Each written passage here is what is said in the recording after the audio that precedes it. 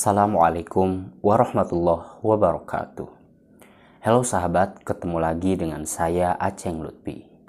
Di video kali ini saya akan menceritakan salah satu peristiwa yang terjadi pada tahun 90-an. Peristiwa ini terjadi karena kecelakaan kereta api. Tetapi sebelum masuk ke dalam ceritanya, jangan lupa untuk terus dukung channel saya dengan cara like, share, komen, dan juga subscribe. Dan jangan lupa untuk tekan tombol loncengnya agar kalian tahu bila mana saya mengupload video terbaru. Baik, agar tidak membuang-buang waktu, ini dia ceritanya.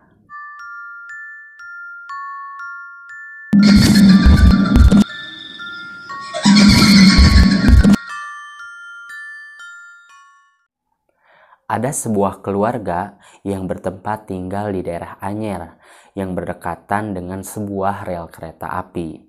Daerah tersebut atau kampung tersebut masih terbilang sedikit penghuninya atau masih sepi dengan penduduk. Dalam sebuah keluarga ada seorang ibu, sebut saja namanya oleh kita Ibu Erni. Ibu Erni ini adalah ibu rumah tangga yang beranak satu yang baru berumur 4 tahun. Sebut saja anaknya itu oleh kita adalah Ika. Si Ibu Erni ini baru tinggal di sana nih.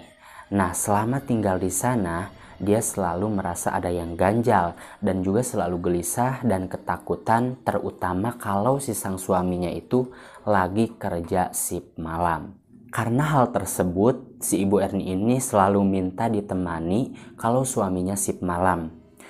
Kebetulan juga dekat rumahnya itu ada saudaranya yang selalu diminta untuk menemani si Ibu Erni dan anaknya ketika suaminya kerja shift malam. Nah, saudaranya itu terdiri dari ibu, bapak, dan juga 2 anaknya. Yang satu sebut saja oleh kita namanya adalah Bri, dan yang satu lagi adalah kakaknya Bri. Nah, yang selalu menemani si Ibu Erni ini untuk menginap di rumahnya adalah kakaknya, biasanya kakaknya. Kita flashback dulu nih ke belakang sebelum si Ibu Erni ini pindah ke rumah yang dekat dengan rel kereta api. Ada sebuah kejadian, pada suatu hari ada kejadian di rel kereta api, seorang pemuda yang tertabrak kereta api. Yang peristiwa tersebut cukup menggegerkan warga yang ada di sana. Karena apa? Karena korban yang tertabrak ternyata selama beberapa jam kepalanya itu tidak ditemukan. Kemudian setelah beberapa jam kepala ini ditemukan. Dan kebetulan ditemukannya kepala itu tepat berada di atap rumah si Ibu Erni ini. Kita kembali ke cerita si Ibu Erni. Pada suatu malam ketika suaminya sedang pergi kerja shift malam, si Ibu Erni ini meminta untuk ditemani nih oleh saudaranya, yaitu si kakak beradik tadi, si Bri dan juga kakaknya. Nah, kebetulan di sini yang biasanya menemani si Ibu Erni ini untuk tidur di sana adalah kakaknya si Bri, tetapi di malam itu adalah si Bri-nya sendiri karena kakaknya ada ujian besok. Sebelum si Bri ini berangkat, kakaknya sempat bilang ke si Bri seperti ini, "Dek, jangan malam-malam ya tidurnya, jam 9 pokoknya udah harus tidur." Kemudian si Bri ini bertanya-tanya dong, "Kenapa kak harus tidur jam 9?" Kemudian kakaknya menjawab, "Udah pokoknya kamu jam 9 harus sudah tidur ya." Kata-kata kakaknya si Bri itu terngiang-ngiang nih di otaknya si Bri, karena katanya enggan ngasih tahu alasannya. Dia cuman bilang, "Udahlah, nurut aja." Kemudian singkat cerita, sampailah si Bri di rumahnya si Ibu Erni ini. Kemudian mereka bergegas masuk. Lalu si Bri ini disuruh tidur di kamar depan, sedangkan si Ibu Erninya tidur di kamar belakang yang dekat dengan rel kereta api yang sudah tadi saya ceritakan. Setelah mereka menonton TV dan berbincang-bincang sebentar, kemudian si Ibu Erni ini memutuskan untuk tidur duluan karena jam menunjukkan pukul 9 lebih. Nah, setelah itu si Bri nih belum tidur nih, dia masih menonton TV. Setelah itu tibalah jam 10 malam. Nah, kemudian si Bri juga masuk ke kamarnya karena sudah malam. Dan malamnya juga sangatlah mencekam dan dingin. Apalagi pada jam 10 malam, kereta api yang melintas di rel kereta api tersebut sudah berhenti beroperasi. Otomatis malam semakin mencekam, semakin hening, dan juga sepi. Tibalah waktunya jam 11 malam. Si Bri ini masih juga belum bisa tidur karena dia susah tidur entah kenapa. Kemudian setelah tidak lama si Bri ini ngantuk nih dan dia pun tertidur. Baru terlelap sebentar, tiba-tiba ada suara seperti kelapa yang menggelinding di ruangan depan atau di ruangan TV. Dia juga tidak tahu itu suara apa. Yang jelas dia menghiraukannya. Setelah mendengar suara itu, dia kembali tidur karena dia menghiraukan suara tersebut. Setelah tidak lama, baru memejamkan matanya, suara itu kembali terdengar dan suaranya juga lebih jelas seperti berada di depan kamar tidurnya. Awalnya si Bri ini mengira nih bahwa yang di luar adalah anak si Ibu Erni, si Ika yang sedang bermain bola.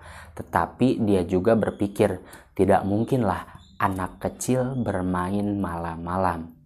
Kemudian karena dia penasaran, akhirnya dia pun memaksakan diri untuk melihat apa yang sebenarnya terjadi di luar. Dia pelan-pelan membuka pintu kamarnya dan pas melihat ke ruangan tamu, ke ruangan depan, ternyata tidak ada apa-apa. Kemudian si Bri ini langsung bergegas kembali untuk tidur dan menutup pintunya rapat-rapat. Tidak lama setelah itu suaranya terdengar kembali dan suaranya juga semakin jelas. Nah, mungkin karena si Bri ini merasa kesal dengan suara tersebut, akhirnya dia keluar kembali untuk melihat. Dan pas dia melihat ke lorong yang ada di depan kamarnya si Ibu Erni dan si Ika ini, ternyata ada sesuatu yang bulat seperti ada rambutnya dan juga ada wajahnya. Dan benda tersebut menggelinding menuju ke arahnya. Pas dilihat dari kejauhan, benda ini belum terlalu jelas apa bentuknya. Tetapi pas begitu berada di depan dirinya, ternyata itu adalah kepala manusia yang menggelinding. Rambutnya dan juga wajahnya penuh dengan darah. Sontak setelah melihat hal ini, si Bri ini langsung bergegas masuk kembali ke kamarnya dan menutup pintunya rapat-rapat karena takut dengan hal tersebut. Kemudian si Bri ini berpikir kembali nih, masa dia mau diam saja di kamarnya? Akhirnya dia kembali untuk keluar. Dan pas dia membuka pintu sedikit, tiba-tiba di kursi ruang tamu ada yang duduk seorang pemuda yang tidak ada kepalanya. Dan pas dia melihat ke bawah samping si pemuda tersebut, ternyata kepalanya ada di bawah kursi tersebut sambil tersenyum kepada si Bri ini. Dan yang lebih seramnya lagi, si badan pemuda tersebut penuh dengan darah. Karena hal tersebut, si Bri ini terdiam kaku, berat melangkah, bulu kuduk berdiri semua, lemas gak karuan. Setelah melihat hal tersebut, sontak si Bri ini langsung memaksakan diri untuk berlari ke si Ibu Erni. Setelah dia mengetuk pintu kamar si Ibu Erni, akhirnya si Ibu Erni membukakan pintunya dan si Bri pun masuk ke kamarnya dan menceritakan semua yang terjadi pada malam itu kepada si Bri ini. Setelah mereka berbicara, sontak mereka langsung bergegas pergi untuk ke rumah si Bri karena rumah itu sudah tidak aman lagi. Dan pada akhirnya mereka pun tidur di rumah orang tuanya si Bri. dan menceritakan kembali kejadian yang tadi mereka alami. Nah sahabat, pelajaran yang dapat kita ambil, hal apapun bisa terjadi pada diri kita. Salah satunya adalah melihat makhluk-makhluk gaib seperti yang tadi Sibri dan Ibu Erni alami. Bagi kalian yang mempunyai cerita horor, mistis, kisah nyata, kalian bisa langsung cerita di kolom komentar atau bisa langsung DM ke IG saya yaitu den_lutfi. Saya Aceng Lutfi pamit undur diri. See you, goodbye. Assalamualaikum warahmatullahi wabarakatuh.